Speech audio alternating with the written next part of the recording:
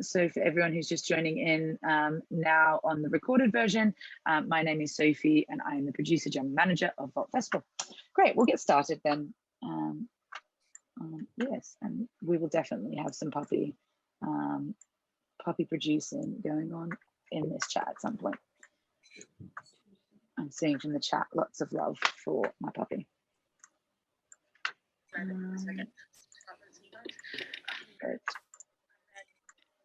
Just to check, I think everyone can see this slide properly.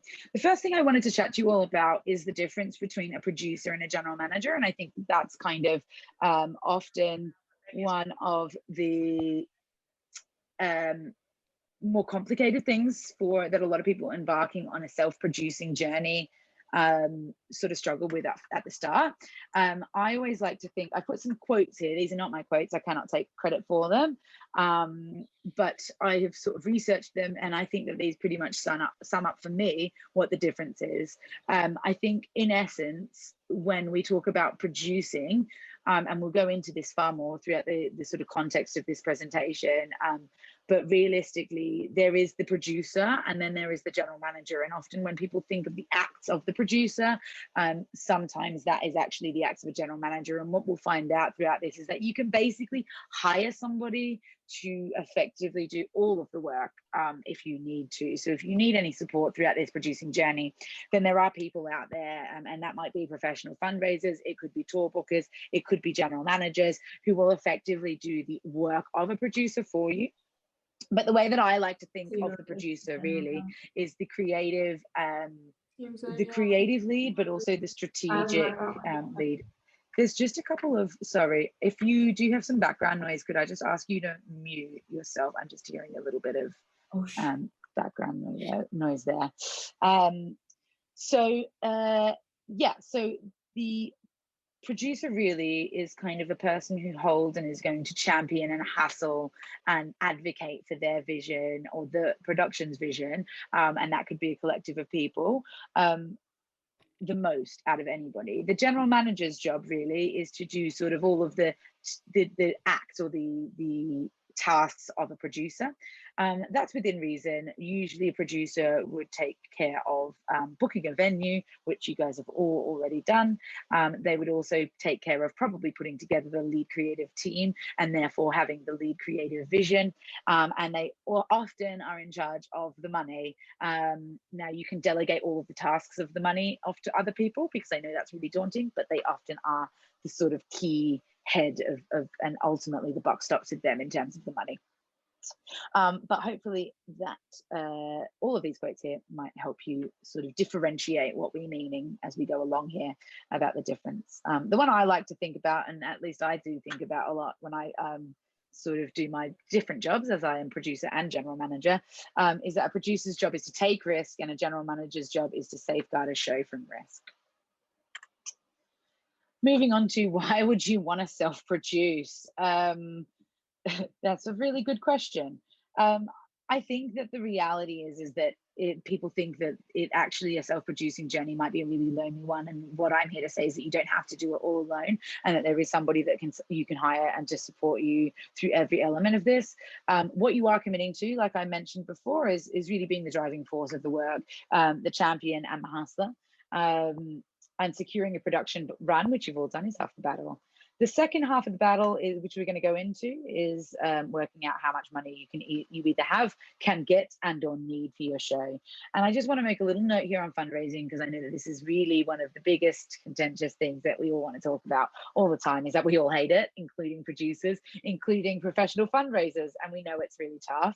But I think that really an important distinction, especially that's important, like really, really relevant with Vault Festival, is separating the perception of a producer being this sort of money hungry con man that wants to get innocent rich old ladies scammed. Of course, I'm referencing the famous musical. Producers that we are going to talk about in this conversation are totally different to that and have a totally different access to money than that. And so they're kind of going through often the same journey about fundraising than you are, though they may have picked up some tricks along the way. But really, a producer is nothing more than somebody, a creative peer that you might have that has a penchant for mathematics and a MacBook with Photoshop, really.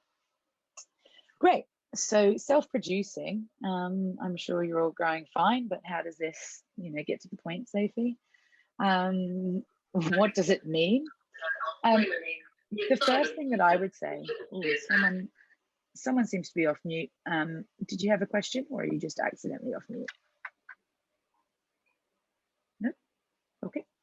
The first thing I think that's really important for you guys to undertake, as there's so many self-producing people here, is really, I would advise that sit down and make a list and make a really solid schedule of all of the different hats that you are wearing, as I'm sure often some of you are wearing: producer, performer, writer, director, and everything in between. And make a list of all of the different tasks that you think that might come under those different hats, accumulatively in one, and then look at a sort of task management. What are you aiming to do 8 weeks out of the festival, 7 weeks out, 6 weeks out, 5 weeks out? If you can do that and you can break that down with all of the different hats you're wearing, then I think that the first thing is that will start to highlight some of the at-risk areas, because actually everybody has the skills to kind of self-produce. Ultimately, what we do come up with is time management problems, and I think that's the biggest challenge. And so if you're able to be upfront with yourself about where those real pinch points are, and that will be individual to everyone's processes, then I think you're already going to be on a much better foot forward for your self-producing journey.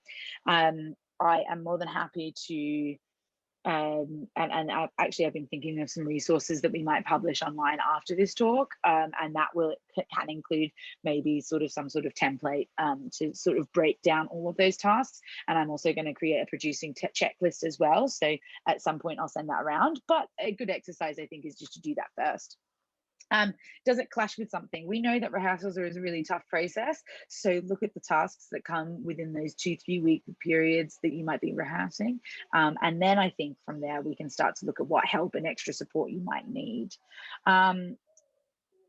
So I think the rest there is really acknowledging that there are lots of people out there who might possess other skill sets as well, and to really break that down.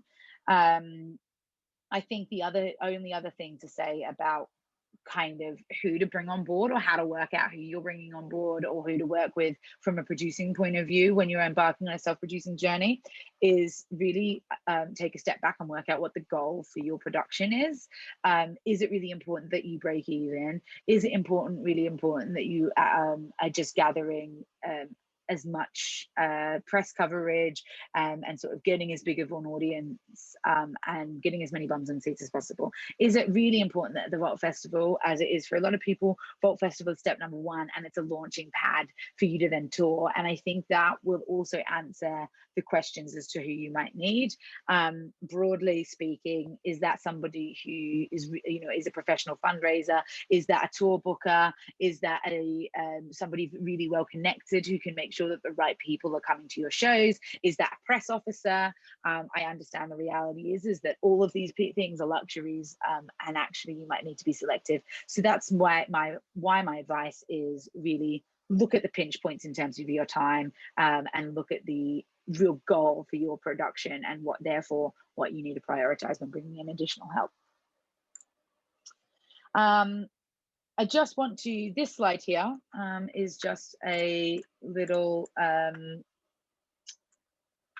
kind of look to hopefully debunk the difference here and sort of put all of your minds at ease when it comes to self-producing. And what I've got here is 2 columns, which looks at the difference between a producer general manager and a key creative.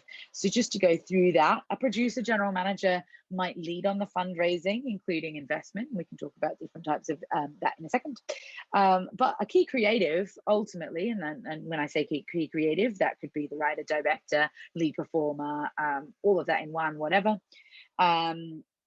really they are articulating a vision so that the producer can communicate the project for fundraising. And anyone who's been involved in an arts council application ever knows that it's not just a producer kind of sitting there with no context. It's really two-way conversation and process of articulating a creative vision when you're writing these funding applications. So basically my point is that it's effectively the same thing, whether you're a producer, general manager, or a key creative in terms of fundraising. The second thing is making and managing the budget. Sure, a producer, general manager might do that, but also a key creative has to articulate a vision so that the producer can actually make the budget. So again, the key creative has a lot of responsibilities in terms of being able to help the producer actually work out what is important and what is needed in order to prepare that budget. So again, you guys already possess all of these skills. The third thing is putting together and contracting a team. Producer GM might do that. The key creator puts together the team in the first place and often does take control over really communicating and contacting peers, whether that be a lighting designer or performers to do that. Yes, there will be access to the PowerPoint after the course. Now I've just had a message there. I will send that around. So again, really, you've kind of got that team, you've got your networks, you know your other creatives that you might want to do, you've kind of ticked that off. 4 is securing a run. You've done this, so we can move on. Congratulations. 5, well, I mean, I have put here 4, work with the producer on pitching to venues that a key creative does, but you've already done this. So number 5 is in developing the show for performance. And really that is totally shared across both roles. 6, managing the creative team. 6 on the other side, managing the creative team. We all do this. 7, logistically managing production elements. And the key creative artistically manages production elements. So it's not too far of a leap. Producer GM might organize rehearsals, health and safety requirements, tech, etc. The key creatives will also feed into this. A producer general manager might manage creative content and content creation for marketing. And the key creative often signs off poster designs, trailers is a part of that. The performers might be in that, for example. I think you get the idea. My point overall here is that you already possess all of these skills really to do that. And it's just about breaking them down task by task. I want to take a brief pause here because actually all of the slides up to date kind of are designed for me to tell you you can do this and you've got all the skills necessary to do this, and that self-producing is really going to be a really fun journey for you all. So I kind of want to get an idea if there's any questions at this point kind of about that section of the presentation, then please do ask them and I'm happy to answer them. The next part, part number 2, I suppose, of this is that everything that I've said for the last sort of 15-20 minutes you don't care about. You really just are here to find out how to find a producer, and then the third part is some of the nitty-gritty. So this is kind of the part of it where hopefully I've quelled some of your anxieties around embarking on this journey for the first time. Great, I think we can move on, but please do ask any questions as they come up. I'm still not convinced. Get me a producer. I'm sure that kind of everyone on this call understands that that's easier said than done. And I'm sure that actually to a degree, all of you are on this call because you maybe have tried this and not had much luck, and that self-producing is a last resort. I hope that after this chat, you won't approach it so begrudgingly. But really, I think that there's a main reason why there's such a supply-demand issue for producers, really, and that's, I think, ultimately the perception of that, which is that when people say they need a producer, actually what they're saying is that they want someone to get the money and to facilitate their art. I really hope that I've debunked the myth kind of as we've gone on, that that's not the role of a producer. And I can also tell you that there's absolutely no shortage of general managers for hire, and that if it's tasks related help that you need, that you can almost certainly get that help and that you can find those producers. When it comes to the producer who's going to get you money and facilitate your art, then really I think it's a matter of bringing them on that creative journey with you. We are creatives as well, and we want to be a part of that that journey and kind of believe in that vision. Because going back to what I said at the start, a producer ultimately is somebody who is going to ultimately be the champion and of that vision and hustle for you. So a producer isn't really something that you can hire. A general manager is.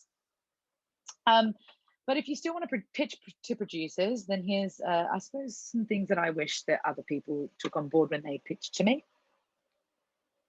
The first thing is to acknowledge that a lot of independent producers are teams of one, and they are also inundated with scripts. They don't have resources to read a whole script or pages of convoluted pitches.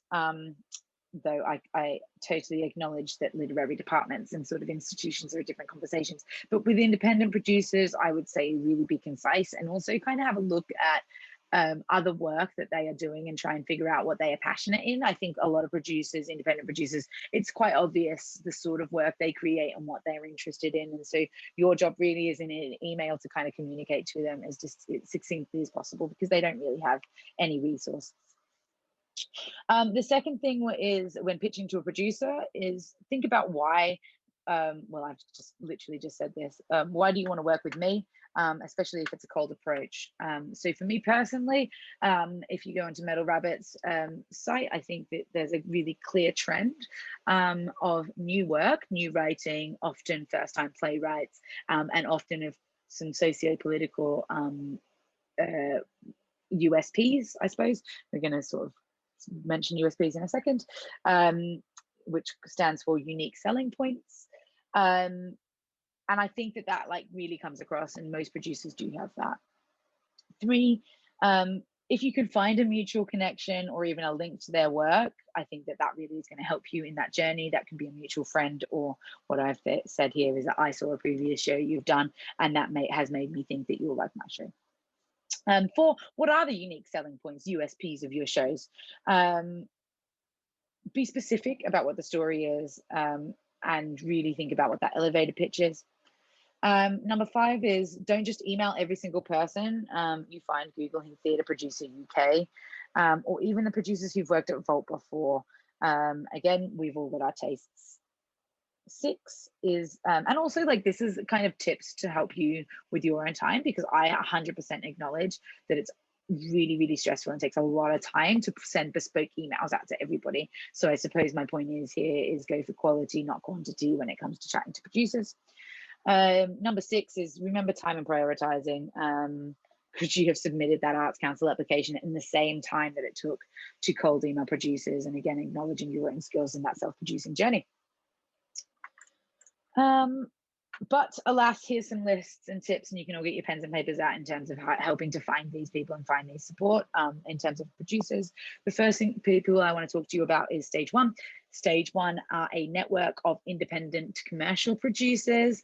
They often are seen as sort of, and they run a really quite famous workshop called the Stage 1 New Producers Workshop, that is often geared towards commercial West End shows, but most people who go on that workshop or who are a part of the Stage 1 cohort are producers like myself, who are kind of mid-career or still producing new writing and early career work. It's not a producing network for producers of Hamilton. It is for people much earlier on in that development. So I think that's a really great place to go. I was there on Friday and at the producers workshop, and I can tell you that a good 60 or 70% of those producers that were at that workshop had shows already coming to Vault Festival. They've also launched a new workshop called Bridge the Gap, which is a program which is for even earlier career producers. So I think that really having a research into them or picking up the phone, and they will happily send emails out to their cohorts and networks as well, is a good place to start. My other big win here that I kind of always really find is a really great resource is to go to the MA creative producing courses. I know Mount View and Central, I'm really kind of a part of and sort of talk to their course coordinators. The graduating cohorts coming out of those 2 schools are fantastic, but that's not to say that other universities don't have amazing graduating classes. But there is literally sort of 30 budding new producers coming out of those courses every single year. So a really great place to start. One thing that I always do is I go onto the Offies, Off West End Awards, and I literally have a look at what shows are winning or buzzing, and I find out who's producing them, but do remember that sometimes the shows are being self-produced, also, that are winning Oscars. Then looking at sort of a bit bigger, we've got the League of Independent Producers, SALT, which stands for the Society of London Theatre, and UKT, which stands for UK Theatre. These are, it can be difficult to get members lists, but occasionally you can. I would argue that the members are part of these three. You do tend to get your more commercial, bigger West End producers. And not that it's not worth talking to these people or going to these people, but you are going to have a much harder time convincing the producer of Harry Potter to produce something at Vault Festival. In saying that, the producer of Harry Potter, Sonia Friedman, did pick up a Vault Festival show from the 2020 festival and then rehashed it and put it on stage in the West End called Anna X recently. So it is still definitely worth having a look at these people. They just usually will come on board your journey a little bit later on. The final thing I want to say is hashtag VaultConnect. It's our Twitter hashtag. You can find like-minded people from that. And just, again, going back to my introduction to Vault Festival, actually, it was a self-producing artist, a writer and a director, who had put in the application to Vault Festival themselves.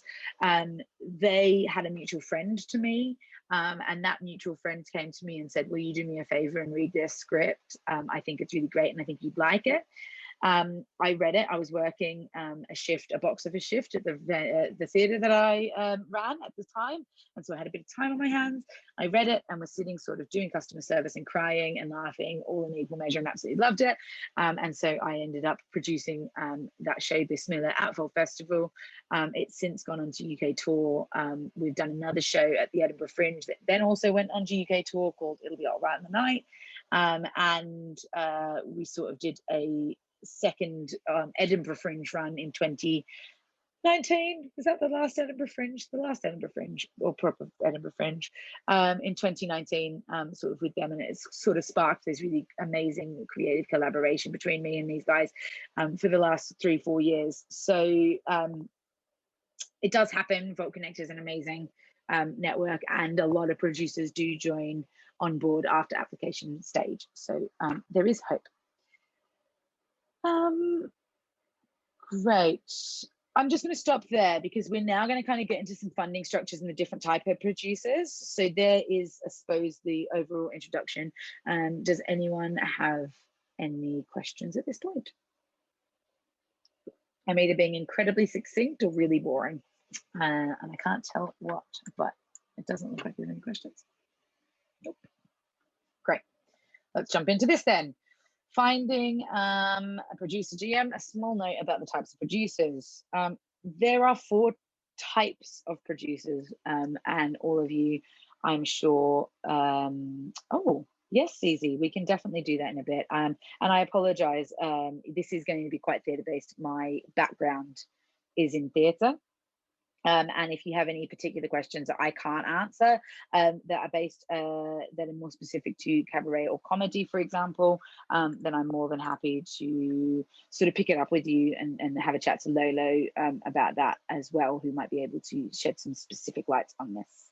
But I hopefully, yes, it is going to be, this is all quite theatre-based, and I apologise for that. Just, okay, so a small note about the types of producers that we've got. And I think this does actually generally apply to kind of all sorts of art forms and artists as well. Maybe my references aren't quite the same, but I think that there are still 4. The first one is producing and commissioning subsidized houses. This comes to mind is the Bush, Young, Vic, Almeida, the National Theatre, etc. Effectively, what these are buildings or organizations. So although we're going to come to that, which are heavily subsidized by the Arts Council or other funding bodies, and they will actually commission work. And there's not that many left in the UK that actively commission work anymore. They are the most well-resourced out of basically all that we've got, everything that we've got in this country. They will have a whole array of producing staff, and very specific niche specialisms of producing staff often, and they will take your show through from conception through to commissioning and production. So when you are pitching to these sorts of venues, just keep that in mind, where what they might be looking for, and often they're not really interested in sort of a fully fledged show that has got a writer, director, cast, everything like that attached, because they kind of coming on board really from the inception of the script development, and at the start of that creative vision, often when they're sort of commissioning work and want to be a part of that journey with you. Do we have a question? I can hear someone's unmuted, but maybe not. Nope.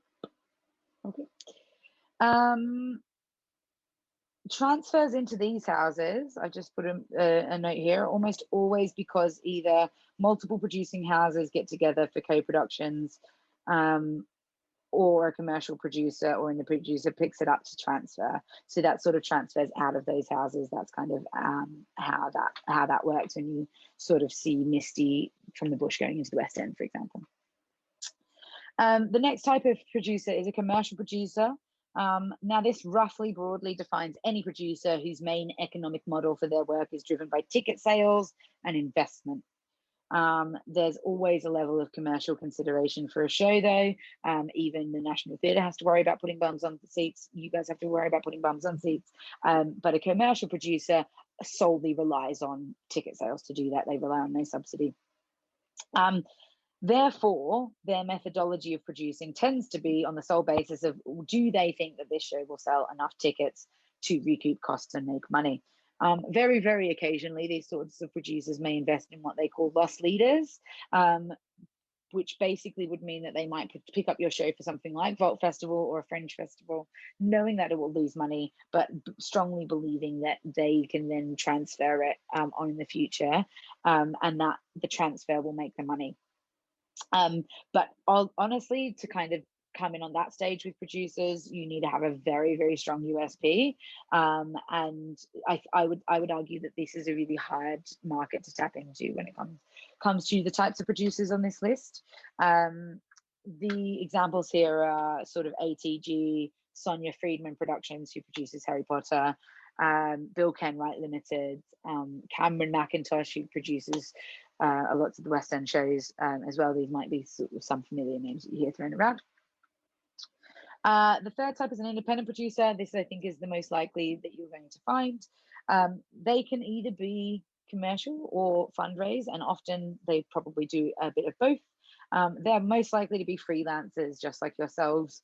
And they also probably make their money and get hired by other companies to do ad hoc work of the general manager.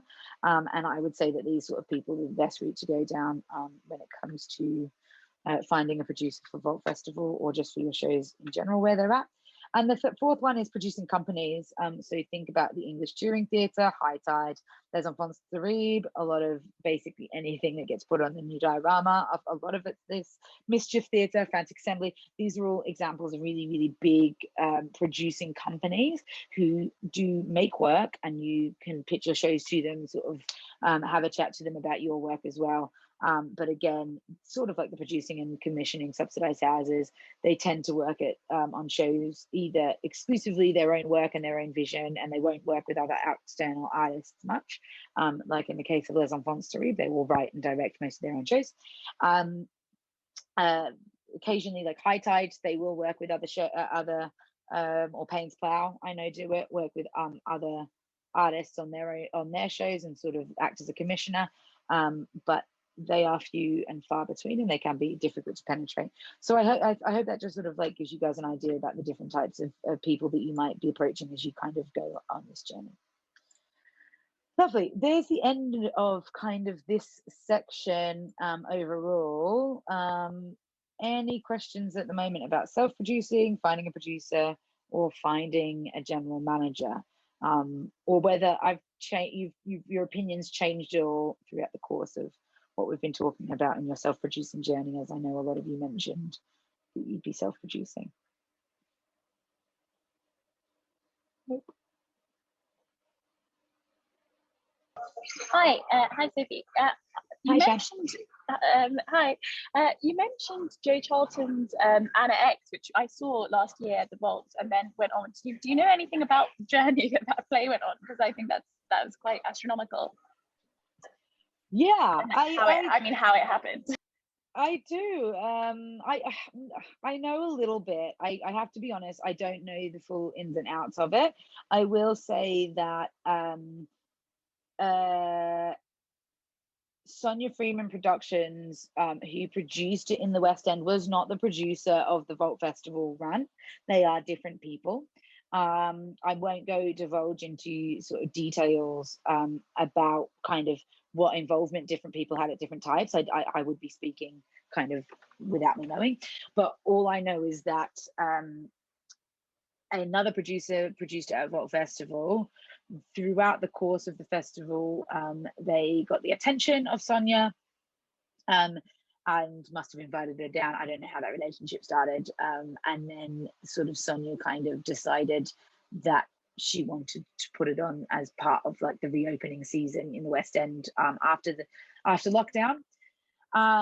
It was I mean, for us, it was an amazing, success to see happen, and for our artists to sort of have a direct transfer like that. I wish I could tell you more. I know that doesn't really explain much, but what I do know is that they were two different people, and Sonia came on board sort of very late in that journey, and effectively Sonia again acted as the commercial person to kind of elevate that show, but it was like already done and made and produced before from another producer. Well, thank you. No worries. Rita, trying to keep up with the information. Is there anything that you'd like, Rita, for me to, clarify or deep dive into, or no, just a general comment? It is a general comment. I'm just sort of thinking through the lens of my own show. I think like all of us are. You really got me thinking about the priorities for the run, because, for example, recently we've had the marketing deadline, and one of the questions was, do you have a press night? Do you want this disseminated to the press? And my show is a scratch. It's the first 60-minute scratch version of it. Previous scratches were 20 minutes. Mm-hmm. So I did not do the press night. I think I clicked yes on the dissemination, like in terms of if somebody wants to see it, that's fine, because I think they're seeing it under the knowledge that it's a scratch. Yeah. I'm not thinking about touring. So it really got me thinking about the priorities of the production, as it were, because I've not, I've written to date probably 3 to 5 shows, depending how you count it and where you count them, because I also did one in my home country. Mm-hmm. But I've never got to the point of touring because it was always too sort of big to deal with. Yeah. So I guess I'm getting to the point of what kind of foundations do you lay on so that your show can develop into a bigger commercial thing? Because now I'm trying to write a good piece of work and I'm trying to scratch it in a festival. I think that's a good starting point, but how do you go forward is something of a mystery to me. Sure, yeah. I mean, I will say that the majority of the artist development workshops that we run during the festival, which you'll all of course get invited to, is really geared towards this concept of future life. But what you've touched on, and maybe what we can go on a little detour to, is this idea of kind of what is the goal for your production. And I'm actually in totally the same situation with another show that I'm producing this year as well. I'm doing a little scratch of the guys that made Bismillah. We're going to do another show this year of a brand new show. Actually, it's totally infantile. Like, it's a total work in progress. Like, we really hashing it out. So I'm not having a press night. I'm not inviting anybody. I'm kind of very much going, right, the aim for this show, the goal for this performance is for these guys to have, like, one, to sort of develop some creative relationships, because we're bringing new voices and new people into that working environment together from a creative point of view. So really it's to test the relationship, and secondly it's just to kind of see how an audience responds. So ultimately, like, I'm not putting any more pressure on that performance, other than kind of like bringing in some friendly faces, putting on the show and kind of making sure artistically that it's on the right track, because that's the goal for this, that where this show is at in its work in progress.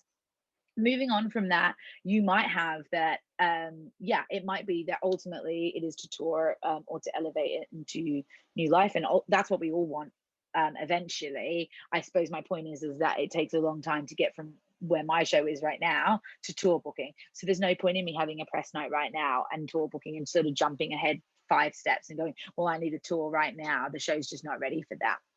So I think there can be artistic goals. There can be, I always find it's really helpful to take a step back. Like when I'm producing other artists, I kind of try and work out where that artist is in their kind of career and their journey, and therefore what are they likely to take, get the most out of this run of the production on an individual level. So I think to flip that, maybe think about your journey as a creative, as an artist, and your own career trajectory, and what would be really helpful for you to kind of gain from this. And for a lot of artists, getting that press in for the first time and building up press reviews that they can then, for example, use to kind of then search for second commissions or get another piece up on its feet or whatever, is a really important first step in their own career trajectory. So that could be something. Even just kind of like having a space. Oh, here we go. Here we've got puppy time. No, he's just going to walk away. He's in the doorway, if anyone can see. What are other sort of things, artistic stuff, and also kind of like there might even just be like, I want to put this show on just because I want to provide a platform for some key people to come, and that's another potential goal that you might have. That might be Sonia Friedman, it might be other producers, it might be actually I'm performing at Folk Festival because I need a producer for Edinburgh Fringe, I need a producer for the tour. So ultimately, I'm not going to overwhelm myself by trying to book a tour at Folk Festival. All I'm going to try and do is focus my energy on inviting producers who might be able to do that and take that further and garner those relationships. Does that make sense about different types of goals that we can kind of have that might really help focus where we should put our attention? Yes, it really does. Thank you. Amazing. We've got another hand up. I'm afraid I can't see your name. Your name tag's gone, but please ask it. You guys. Hi. Hello. I just wanted to ask, you mentioned earlier, I think, about how someone can be brought on as a producer for one run of the show, for example, in Vault Festival, but then they're not working on future runs. So for example, if at Vault, the show gets approached and they want to program it there, could you maybe talk about experience that you have or stuff that you know where the director has, like, what's the director's power in that sense if they've hired someone as a producer, but then do they have to carry over the producers? Or and if the director was the person who produced it before, for like that's self-produced. Okay, let keep me on track if I go off here, and let me just try and figure out what you guys are asking. So the first thing is that in the situation, this is Colin, by the way. Hello. No, he doesn't want to play nice. In the first instance, I think there is no rule. What can I say about my experience of doing this is I've done it all different ways. And ultimately it's about a pre-negotiation relationship that you might have with somebody. I can say that, and this is not true of any sort of circumstances, it's kind of like other circumstances outside of Vault Festival.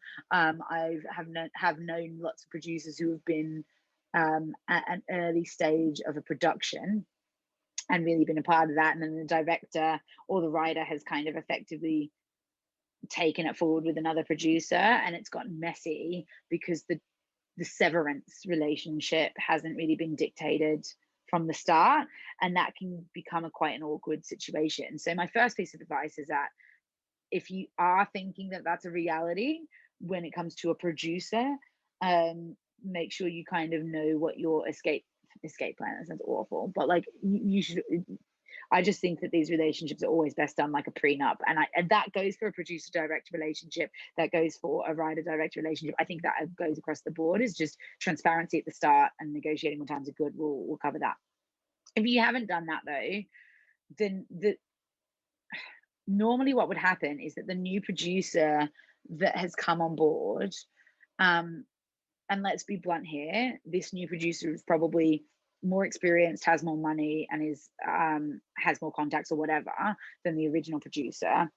The new producer probably is going to negotiate directly with the old producer on some sort of buyout or royalty to try and get them to effectively leave it alone and transfer that over. Does that answer your question? Yeah, can I one more point? So like before Vault, the director was self-producing, and then now has brought in a producer for the run. But then, for example, after Vault, go back to self-producing. So is that like weird? Or No. And that's the reality. Like, the honest reality is none of this. Like, there is no right or wrong way of having these sorts of relationships. So no, it's not weird. You can totally just bring on a person for one particular run or a tour or whatever, a tour producer, etc. So I think again, I would just like, if this is like a real life advice, I'm guessing this is like a situation you guys maybe are experiencing right now. I'm trying to kind of get to that. I would have a conversation with them about the thing is that you've got to value, and this is what royalties are for, and this goes for everybody when you're if you're a director writer as well, right? You know that we get, often you might get a royalty for being a writer or director. It's really working out the worth of what they're contributing in the vaults run, and then therefore what you need to take forward. So what I mean by that is, has this person fundraised a bunch of money for you, and it's that person's work of fundraising all of that money that is then going to A, help you kind of book the tour thereafter, or B, elevate the show into a new sort of realm of scale or profile that you wouldn't otherwise have been able to do. Has the original producer maybe secured a bunch of press coverage that themselves that hasn't sort of, wouldn't have happened if they weren't on board for the vault run, that you're then leveraging all of those reviews to take forward?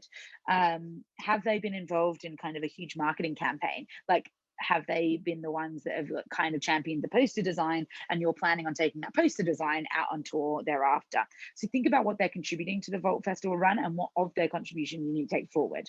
I would say that is then the basis on which you kind of negotiate what they're worth.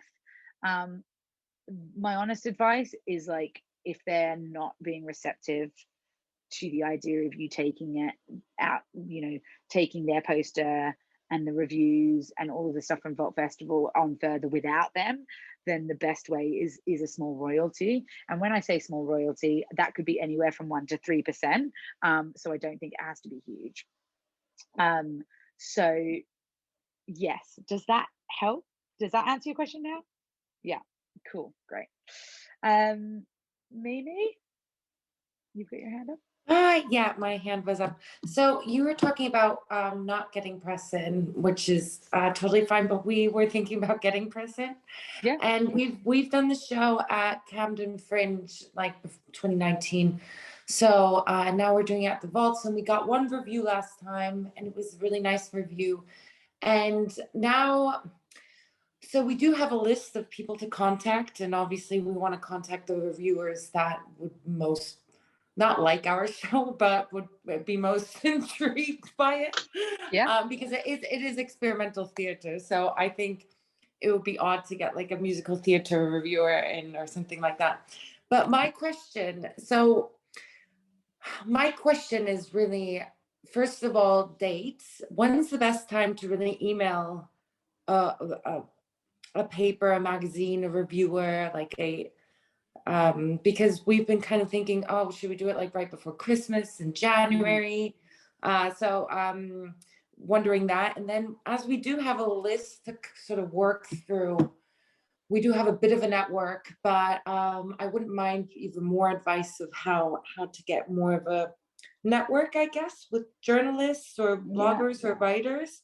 And I did have a third question as well, but I feel like it's just build a network of press, and and also the best way to approach them, I guess.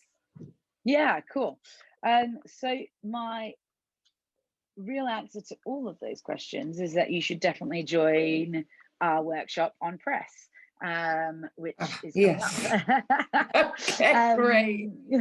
So we're going to do an entire workshop on effectively all three of those points, right? Like who to contact, how to pitch to press, like the tricks of the trade, like when's the best place, how to write a press release, when to put a press release out, etc. And Izzy, our amazing press manager, will do that. We'll be running that workshop. So do come along to that. And Izzy, if you ever watch this recording back when we publish it, I'm sorry if I contradict your wise wisdom. I will give you my 30-second answer to this question, Mimi, but do join the 1 hour answer. Which is, I would say that that there's no point in doing much before Christmas. Personally, the press are overwhelmed by Christmas as it is, right? And I would really wait until sort of after the new year, when the press are kind of looking for new coverage. One of the good things about Folk Festival is that it does start in winter, and winter can sort of industry wide, though all rules are off the table post pandemic and we're all relearning the tricks.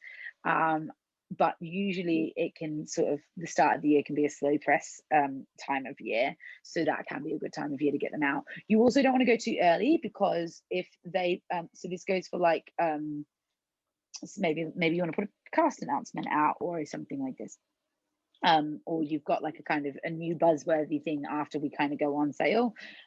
If you do that too early, you might get a few publications publishing the work, but it's so far away from your show that it's not, people aren't, it doesn't matter if someone reads that article, they're not, or sees that tweet about that article, they're not really thinking about booking shows 6, 7, 8, 10 weeks in advance, right?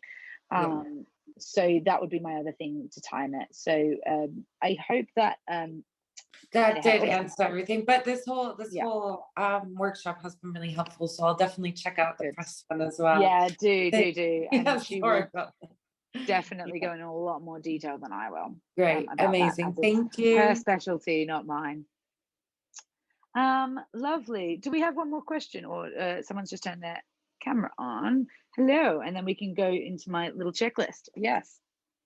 Hey, sorry, my camera is my flat super dark. I just wanted to ask you a question about a producer. So I self-produced for Edinburgh, and it was really, the show was really successful, but oh my god, it just almost killed me. And I'm writing it myself, so I just want to focus on the work. And I've really struggled to find a producer. Like I've written to so many, like I went and followed like all the shows that were at Edinburgh with me, like I've written to all the producers, but like people, I don't know. Anyway, one person that I'm in talks with has asked for about a fee, and it's quite a large fee, but I don't have any money yet. So I'm just making sure that that's normal, that the producer expects a fee at this stage or at the end, like that. Because from what I was just listening to, I joined a little bit late, you were talking about the producer helping get the money, and I'm like, oh, we're not at that stage yet. And I'm just a bit I think that so that's the real key difference for me between a producer and a general manager, right? And I would really argue that if this is the conversation you're having right now, that you're actually not necessarily talking about somebody coming on board and being the ultimate producer. And actually, I had a pre-question come in about collective producing, and I think that is slightly different to what I'm talking about. But what I'm talking about, what seems like your situation and what I'm talking about here, is really the buck kind of stops with you. It's your creative vision, and they're championing that. So it seems to me that what they're negotiating with you is a general management relationship, where they're going to do all of the work of a producer, but not necessarily be the producer. Now, as a rule of thumb of how much to pay producers, it's so contested, and I'm kind of like doing a disservice to my own producing kindred by sort of, talking about it in this way. But there isn't really set rates in the same way as there is anyone. As there is other roles, like we don't have a union, like we don't have union agreements. So there's not really a set rule. I tend to personally pay a general manager the same amount that I might pay an actor weekly plus a few weeks. That is only, that metric of doing that can often only be helpful when you're paying actors on a multiple weekly basis, and you're kind of looking at a sort of larger scale 5+ hander stuff. So I don't know whether that's super helpful now, but my point is that there isn't really a set plan about how you pay producers. But it does sound to me like what she is a general manager, and what they are is a general manager, and that's what they're pitching to you. If they are a producer, what I would look at is negotiating a particular fee that they would get for their producing and general management services, whether or not you pay that up front, because remember there's a difference between budget fees and budgeting and cash flow. So whether or not you're paying that up front is a question, because actually a producer should always take a fee, right? They do work, they earn money, they should earn money, but that money could come out of ticket sales, it could be tied to the fundraising that they earn, etc. Once they come on board as a producer, it's their responsibility to also be responsible for the budget and make the budget work. So I think that's the first thing you need to ask yourself, is who's paying for it and when. Is it just that they're saying that that's the fee that's going to come out of the eventual budget? Thank you. And secondly, I would say really is who is in charge of the risk. And this is another really, really big key factor. If all goes tits up and you sell no tickets, whose responsibility is it to pay for that budget? And if the answer to both of those is you, then I would say that they are 100% a general manager. Don't pay out. Sorry, what was that last bit? So if the answer to the question of if all goes tits up and you sell no tickets and you're in and the production is in debt, and it can't pay fees and it can't pay whatever, who is responsible for that money? Who is responsible for that debt? If the answer is you, then you are not hiring a producer. You're not working with a producer. You're working with a general manager. I'm working with a general manager. Thank you. And that's, I guess, kind of what I'm also looking for, is just a right hand man, woman, person, that just a right hand, just another person.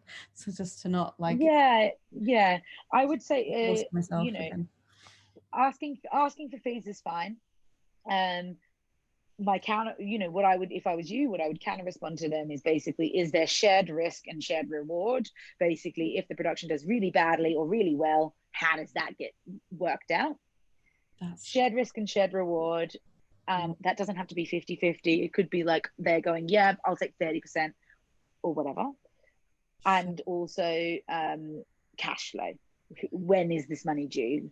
Are they saying, yeah, I'm going to take a fee, but I'll take the fee out of ticket sales in 4 months' time, however long we've got until your show.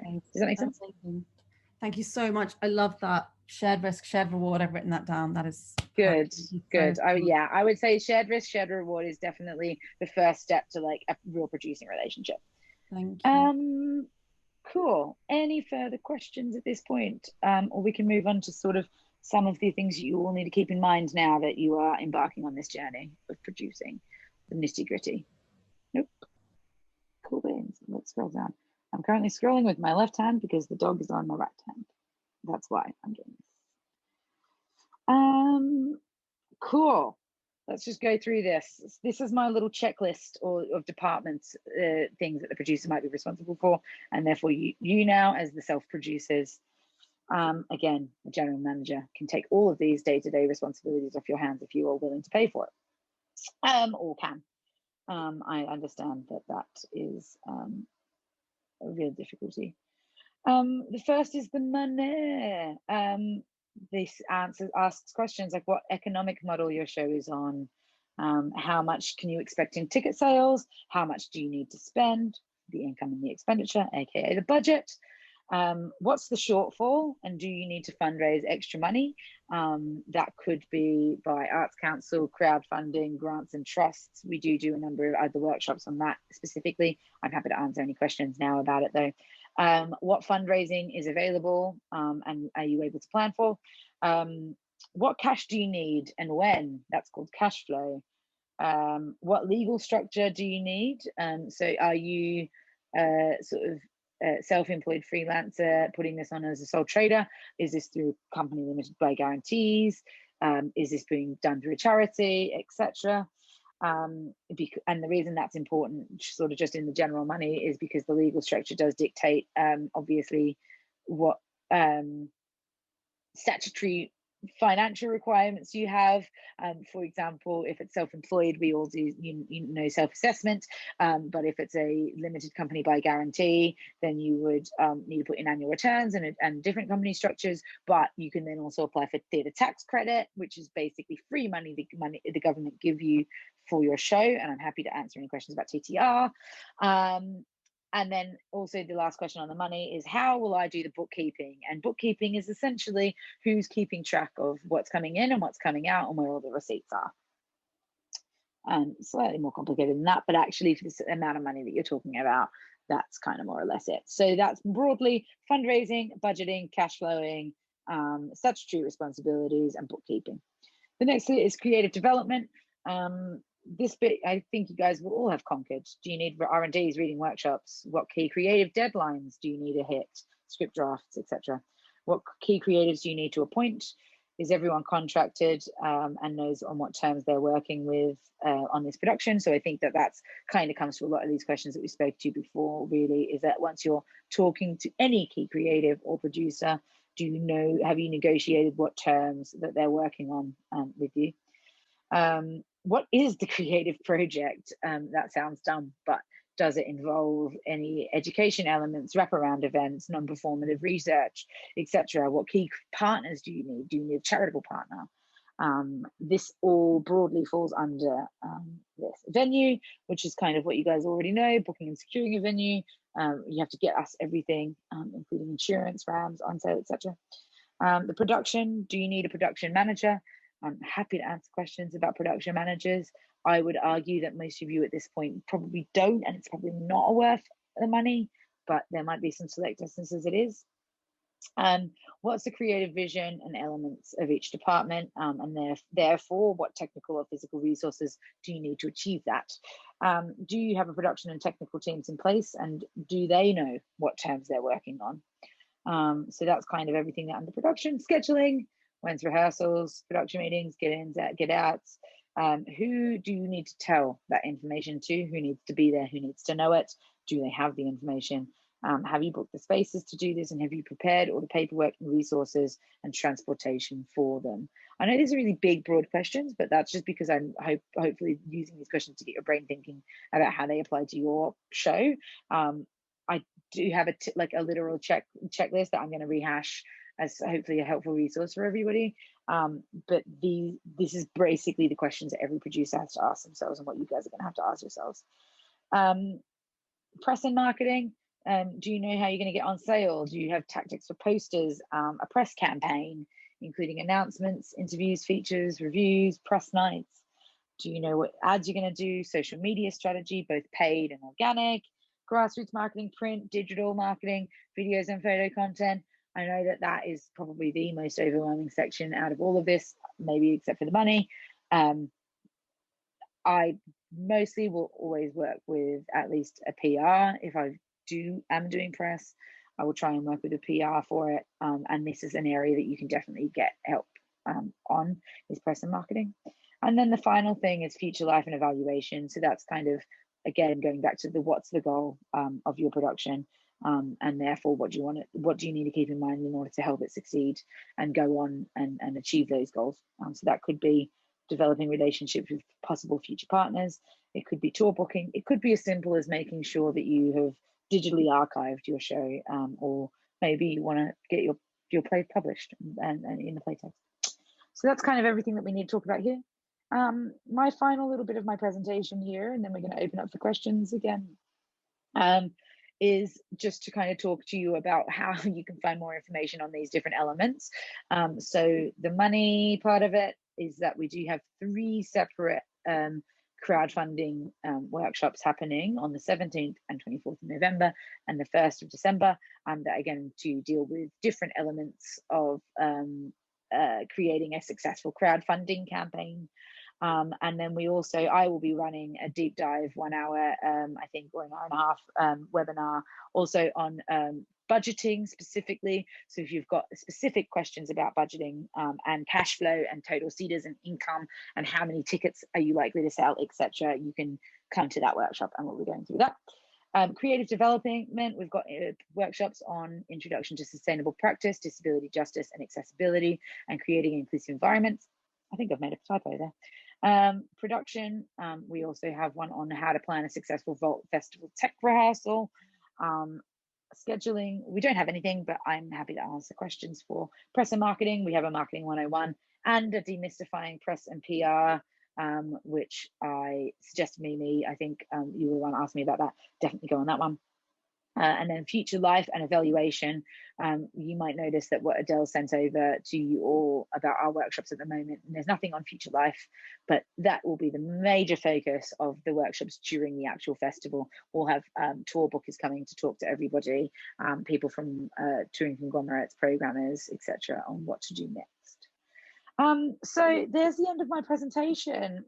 Everyone, thank you so much for being great audiences. Let's talk about questions. I'm going to scroll up 2 slides because I think that these are probably this is the slide that we're going to want to talk about. So I'm going to put that there for reference. I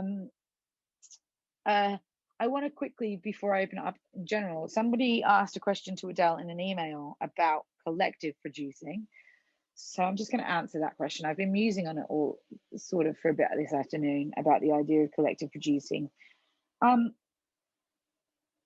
My honest answer to the idea of collective producing is that, at least when I've seen it done before, there's always naturally gravitated a leader.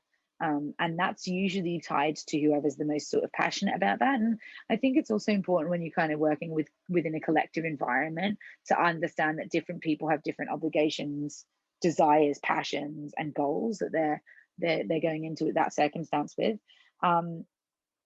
Yes, it is absolutely 120% possible to share the producing, to collectively produce a piece of work. My point is just that actually normally the buck will end up stopping with somebody, and somebody will step up into a more leadership role, or different people will end up having different ownership over different areas because that's what they're passionate in. A good example of that, how that can work functionally, is when you look at a lot of devising companies or collective partnerships. You might end up people with different hats on. For example, someone might call themselves the exec producer or the producer. Someone might call themselves the artistic director of the company. Someone might call themselves the creative director. Someone might just be the writer. But ultimately, they are all people who are producing the show, and they are all producers on that show because A, they're sharing risk and sharing reward, like we spoke about earlier, and B, they might statutorily have joint responsibilities. So if you create a limited company with a group of people, and legally speaking, you are all jointly responsible for that. So it doesn't matter that someone might produce a hat. So I think my point is that yes, you can absolutely do it, but just think about what exactly that you mean by collective producing, and the reasons why somebody might not respond as much as you would like them to when you're sort of divvying out responsibilities of producing. We all understand that this can be a bit of a slog and very administrative heavy, and that could be just because they've got different desires. And just think about what skill sets you've got and who you're giving to what, and whether or not you're creating an environment that might encourage or naturally lead towards somebody kind of ultimately ending up being the sort of leader of that collective, and therefore sort of the lead producer and the main person advocating for that vision, I suppose, is my point. I'm not sure whether that answers the intent of that person's question on email, but there's my little brief interlude. Ellie, I think you've been unmuted. Do you have a question? Oh, hey, I don't think, is there another Ellie? Okay. I was going to say, I don't know. No, You just had the little yellow box indicating that you were talking, so maybe I've misunderstood that, but that's okay. Oh, I was writing in the chat. Okay, great. Nick, there will be tour bookers speaking to everyone during the festival. Do I mean to expect that productions will have tour bookers coming in, or the festival?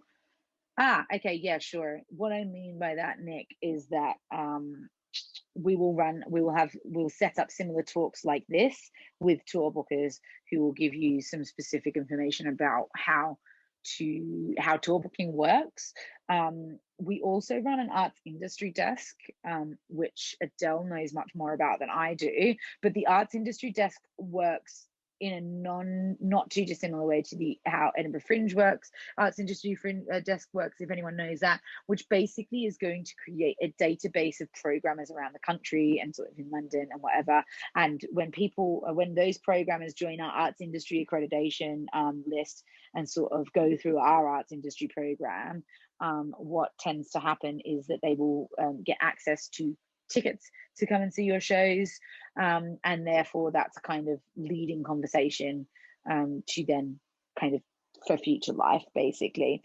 So we facilitate that sort of internally and try and promote shows to those people who are on our arts accreditation list, basically going, we think that you might like X or Y, because programmers do pick up the phone to us and go, I'm down in London this week, what should I see at your festival? And sort of that's the function of that. So the exact mechanics of how that works, Adele can talk to you about if you send her an email. But we'll also have generic conversations like this. I think I've definitely put Adele in touch with my tour booker who booked the last 2 tours that I've gone on, and I think she's going to deliver a talk on like how to approach programmers, how to get them excited to do work, how to prepare a tour pack, that sort of stuff. Does that answers your question, Nick? Or you don't want to respond to it? Yeah, cool, great. I feel like I was going to say something in response to that, Nick, but it's gone from my brain, so let's move on. Sorry, could I just jot in, because I think it's just quickly related to that. Yeah, I think I missed it at the beginning. Did you just say, because with Edinburgh Fringe, they gave us like a detailed contact list of producers and tour people, like with their emails that you could then write to yourself and say hello. But when I looked at the contact list from you guys, it didn't have that information. So do we get sent that, or did you just say that you guys contact them on our behalf? Yeah, I think maybe the latter. Please don't quote me on this. I am again, I'm 8 months into producing the festival, so I'm still getting my head around some of these systems like that, because it's not really my department. I think it's the latter, but it might be the former, because I know what you mean about Edinburgh. You just get the industry accreditation.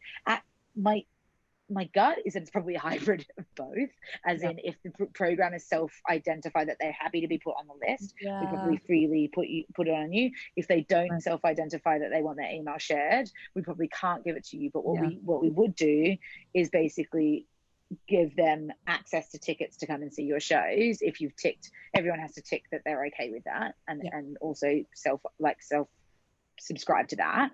But we would then basically go, they're like, oh yeah, actually I'm looking for one-woman shows that are really easily tourable that will work in our studio, and I'll go, oh well, actually X show is on this week, so maybe you should try and check those out. Does that make sense? Thank you so much, darling. Perfect. Thank you. Great. Cool. Will information about getting a PR person on board be covered in the press workshops? I certainly hope so. And Rosa, if it's, I will pass that on to make sure that it is covered there.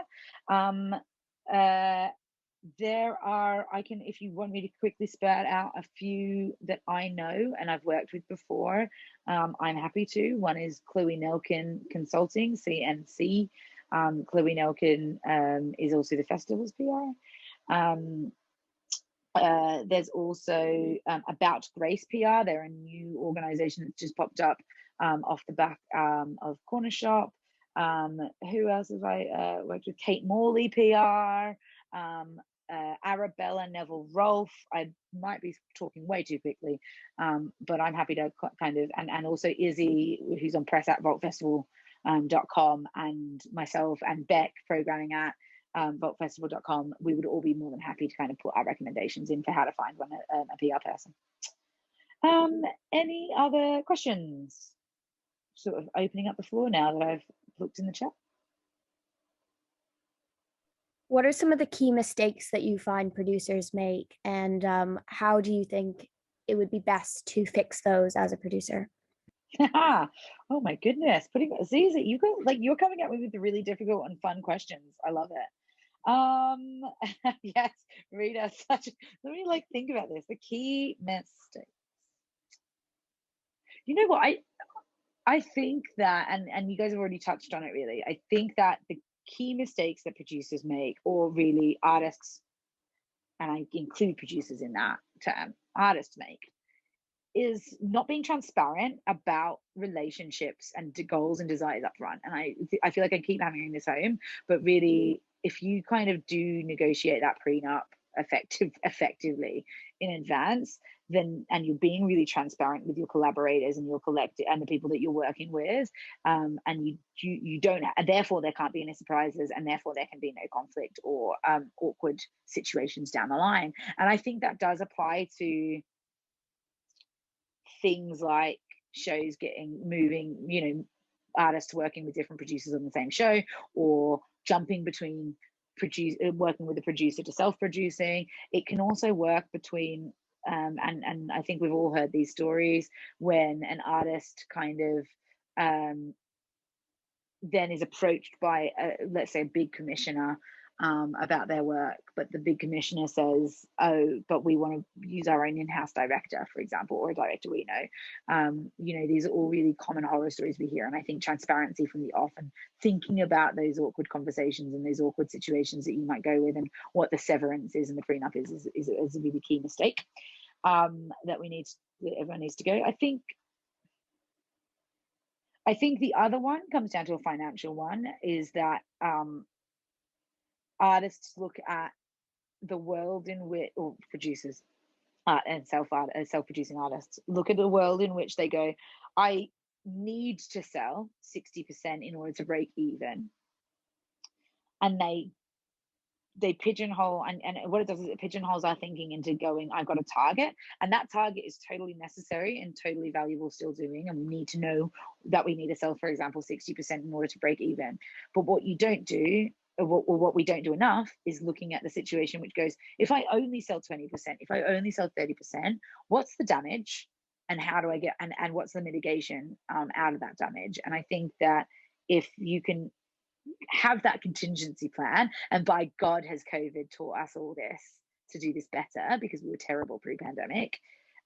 If we can all know what those contingency plans are, then it means that everyone can come off with their shirts on their back, is that the right phrase, at the end of the process, regardless of whether the show has sold well or not sold well. And it can really help reduce disappointment, I think, as well, which is a really hard thing. And the final thing is pride. Producers are super proud people, and feel like they have to wear the weight of the whole production. And all of you guys will, I'm sure feel this with your own shows, feel the weight of their production, and it can therefore be really, really super lonely. And actually, for the most part, and stage one is a real testament to this, for the most part, producing or self-producing doesn't have to be lonely. And Zizi, I'm aware that I made this so much about theatre, and I apologize as well, but I'm sure that I think that this is probably something that comedians and cabaret artists really experience a lot of, is that loneliness. And actually, ultimately, I think that being vulnerable with each other and in business situations, because I think often there's a sort of power perception about who a producer is, and actually I think it's really important when you're self-producing or producing to kind of be like, I don't know, I don't have enough time for this, I don't know this, I'm not fully confident in this, actually I've never booked a tour before, this isn't one of my strong pursuits, you're taking a risk with me if you sign me as a producer, because I don't know whether I can book your tour, etc.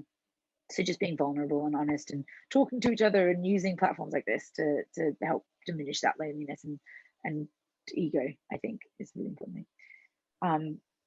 That's my ramble. I hope that answered your question. Thank you. No, I'm quite lucky because I'm a co-producer. So my co-producer with me with everything. So good and bad, Yeah. we share that responsibility. Yeah, and that I like, and I just like just touching on that, like, you know, I really, really super advocate for like that collective vision and collaboration and shared responsibility and stuff like that. And I think that that's kind of, you know, I'm really glad to hear you saying that, because especially like cabaret and comedy and stuff like that, which is like already set up to sometimes be quite a solo and self-producing like environment from the off. Like there's a sort of precedent there often in non-theatre that happens at the festival. But actually, and then therefore I think that you kind of limit your ability if you kind of go, well, it's my vision, it's my show, it's what I'm doing. You are going to limit the ability for somebody to want to come and produce for you or with you or have that co-producing relationship. So I'm really like grateful to hear you say that, Zizi, because I think that's a really like healthy way of actually working with people, is going, we're a collective and a partnership, and we're sharing the vision for this together and sharing the risk and sharing the rewards.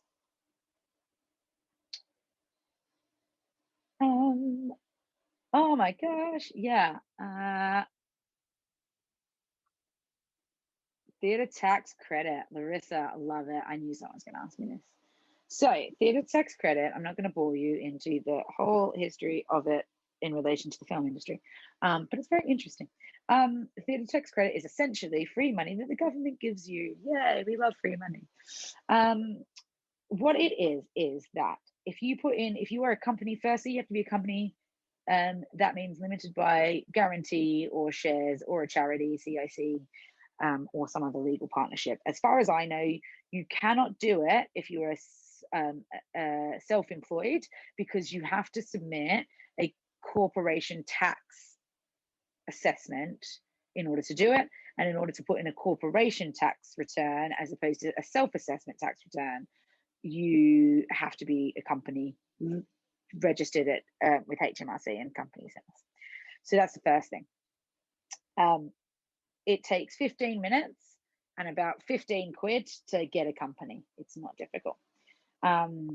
What then happens is you effectively what you get to reclaim from the government via this tax return, because essentially it's a tax rebate. So you have to put your annual return in and you get a tax rebate. And what you get to claim is 20% of 80%.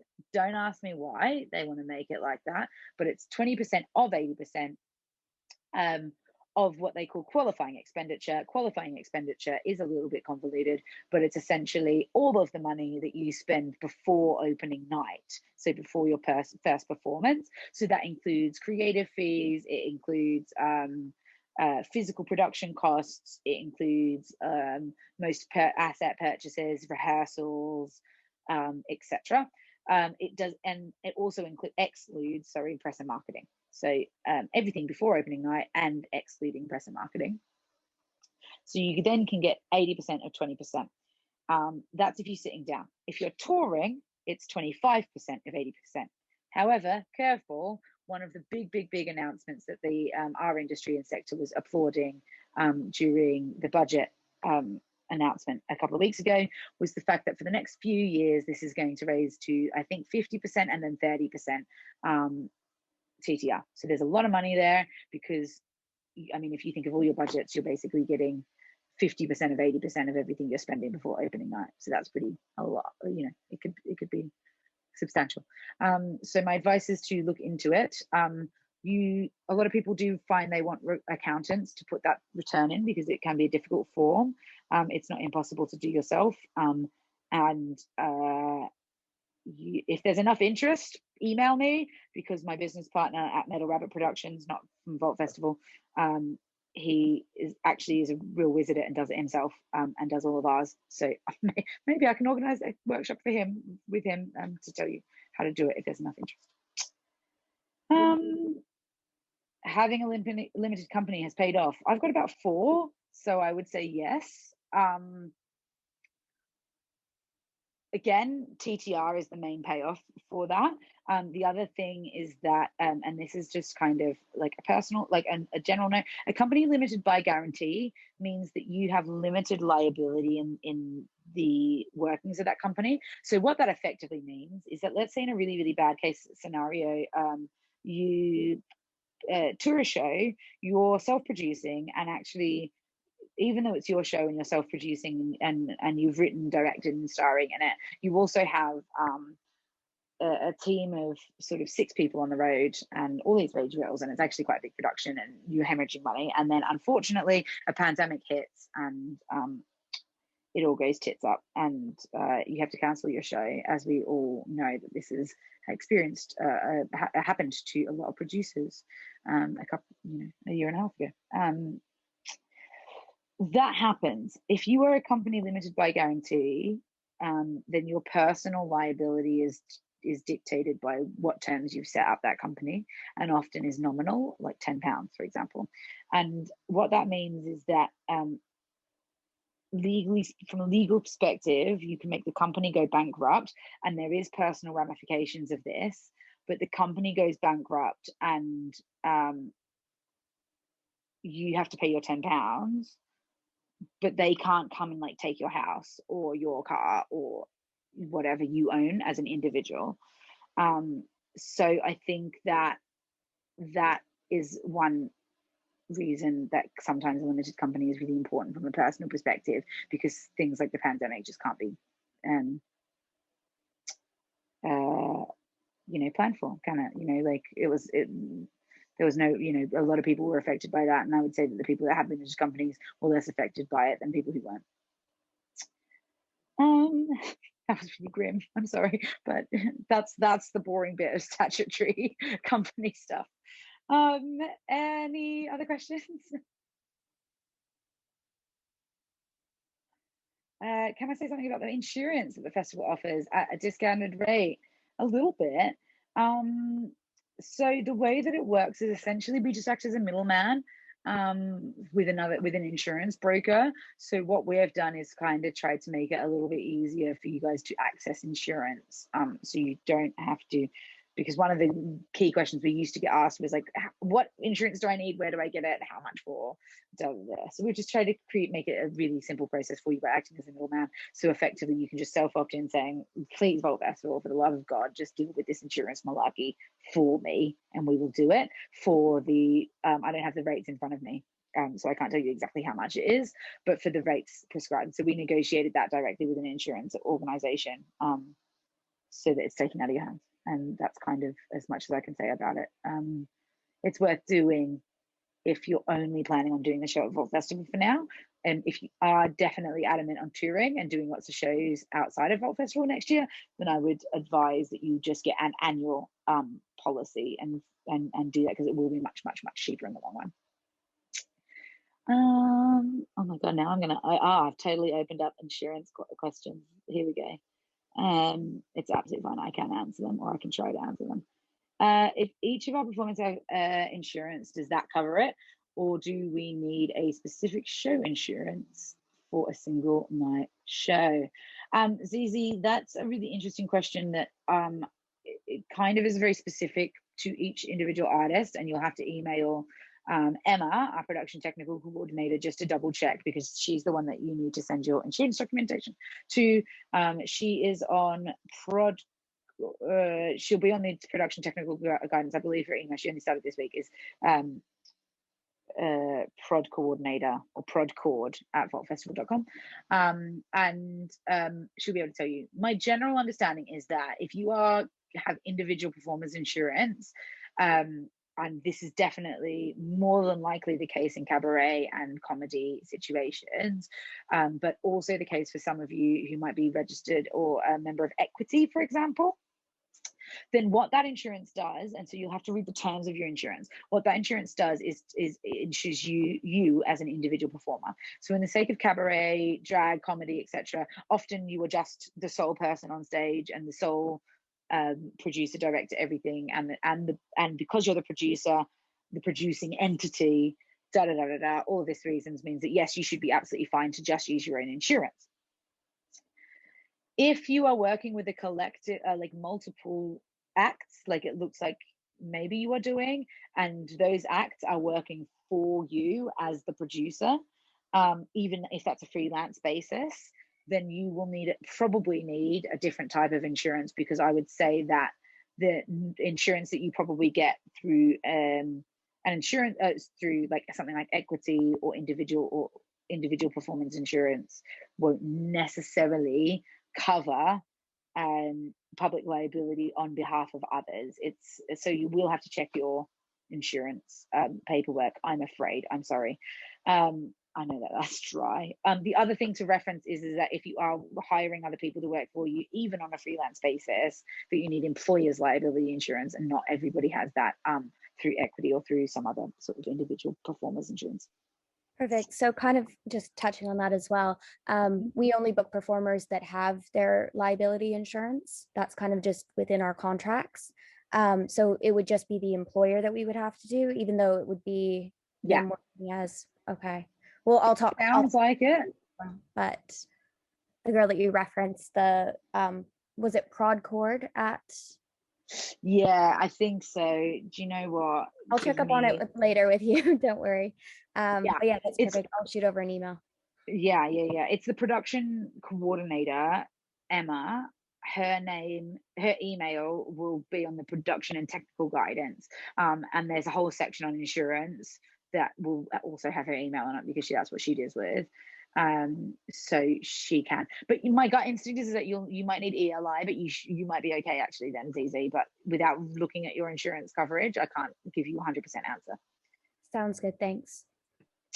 In terms of Arts Council applications for a project grant, I've heard it can't just cover the vault show. What other engagement activity would you? Okay, yeah, Lauren, good question. The answer is it can technically just cover your vault run. Is that enough for you to be competitive against every single other application that might be going in at any one time? I can't answer that. But people have certainly got a Vault Festival like applications just for a Vault Festival run. But it definitely helps to kind of beef it up, as they say, and well, as I say. And I always do try and beef up my Arts Council applications to make me stand out, basically. So what other engagement activity would I usually include with a project grant application at Vault Festival? So what I will say is that post-show talks and workshops and stuff like this can be difficult to facilitate because of the festival cycle. So this is like the normal default of what you might think of engagement or outreach or wraparound events, can be difficult. So what I would say then is what's the goal and what's the future life plan? Then can you secure, for example, some tour dates and include that, even if they're pencils at this point or speculative? Can you include that in your Arts Council application? I would also consider how you might be able to work with charities and sort of like do digital outreach for charities or of cause, especially if any of your work is kind of dealing with a particular like issue or whatever. Like how can you kind of like create resources, maybe digital or otherwise, that people can access in response to your show? And so what I mean by that is often let's take 12 Reasons Why. What's that Netflix show? You know, I think it's the 12 Reasons Why, or I've mind blanked. You know what I'm talking about. And at the start of the Netflix series, it was like, for more resources about suicide, self-harm, etc., please visit 12reasonswhy.com/resources, or whatever it was. Stuff like that. They really like. I think that answers your question. Hopefully. You're not responding to, so hello, sorry, yes, that was really helpful. Okay, good. Yeah, I guess we were just talking about whether we were going to apply for a project grant or a develop your creative practice grant. Okay, yeah, I see. Yeah, that's why we're asking about the sort of wraparound activity and whether that would be useful for us to do. But yeah, our show is covering lots of topics and themes that I think that's a really good idea in terms of the charities and digital outreach. And And yeah, basically in terms of the deadlines, like the DYCP one would take us very close to our show. Yeah. And even now, you know that what used to be called under 15, we've probably all had under 15, over 15 grants. What used to be under 15 is now under 30, and they've increased the turnaround times to 10. No, it's come down to 8 weeks. So it was 6 weeks, then it went up to 10 weeks over the pandemic, and now it's settling at 8. So just to factor that in, because it used to be a lot shorter. But you can go for 30,000 now instead of 15. So that might help. And just on that, for everyone else who's on this call, I've just signed up to New Diorama are doing a talk on that next Friday with limited tickets. So I've just signed up to that if anyone else is interested. New Diorama are amazing. So I would advocate for that workshop, even though I've never done it. Cool. Thanks, Sophie. No worries. In terms of DYCP versus project grants, I wouldn't be able to give you a super bespoke answer right now without knowing more about your project. My gut instinct is that project grants might be slightly more suitable, because DYCP is supposed to cover more like you as an individual. So if you're asking for production funding, like marketing, other people's fees, set, whatever, then that wouldn't necessarily be something that DYCP would cover. Project grants would cover that. So that would be my only sort of response to those two. Cool. Thanks very much. No worries. I'm aware that it's 7:45 and this was supposed to end at 7:30. So if anyone of you do need to run off, that's absolutely fine. I'm happy to finish off these questions though and keep chatting for a bit. So that's totally fine by me. Maya, if one member of your company has public liability insurance covered by equity, yeah. So I think maybe hopefully Maya, I kind of covered this when I was chatting about insurance before, but my gathering and understanding of equity insurance is that it insures the individual performer, but it does not cover the individual performer with working with other people. It also depends on who the producer is, and the definition of producer in that sense, or the producing entity, is essentially who's contracted with Vault Festival, who's liable. So I would say that yes, it was Rita. It was definitely 13 Reasons Why. Thank you very much. Yeah, I would say with your equity insurance, double check this, but I think unfortunately it might not if you've got one person who's covered with equity and you're kind of like in a sort of theatrical or collective makeup and there's like lots of you working on a production.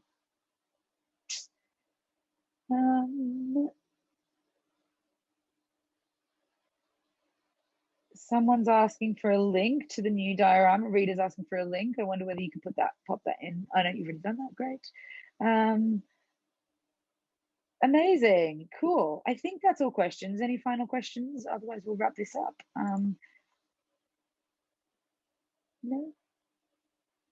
No? Cool. My absolute pleasure, guys. Thank you so much for being such receptive audiences. My email is sophie at vaultcreativearts.org. It is slightly different to everyone else's because I'm the test dummy on the new server. So just so you know, that's my email address. You can find it on our website as well. So email me any questions. Otherwise, hope you all have a fantastic evening. Nick, you can access this recording on our website in due course. I don't know exactly when it will be uploaded. I think at the end of November is the plan. We're going to release a whole heap of all of the workshops on the website. But thank you so much. Have a lovely evening, everybody, and I hope to see some of you at my budgeting workshop if you've liked this. Good night.